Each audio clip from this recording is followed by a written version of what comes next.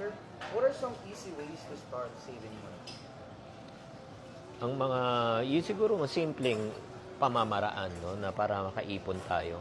Number one is, magdala ka lang ng pera na sapat lang talaga at ng panggastos mo araw-araw. Kung ang budget mo per day ay 200 pesos, ang ilalagay mo lang sa wallet mo 200.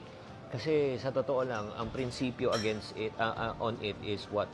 You cannot spend the money that you do not have. Hindi mo pwedeng gastusin ang pera na wala ka eh. Pero pag ikaw naglagay ka ng 500 pesos, pero ang allowable lang yan, 200, maniwala ka, pag uwi mo, baka 100 na lang ang natitira. So, yun ang pinaka-best way. Alam mo, ang importante talaga, bottom line talaga, kung gusto mo talagang kailangan talaga yung disiplina eh. You have to discipline yourself. Number 2, you have to deny yourself. Number 3, you have to learn how to sacrifice. Pag hindi mo ginawa yan, maniwala ka, kahit anong ilagay mong pera dyan,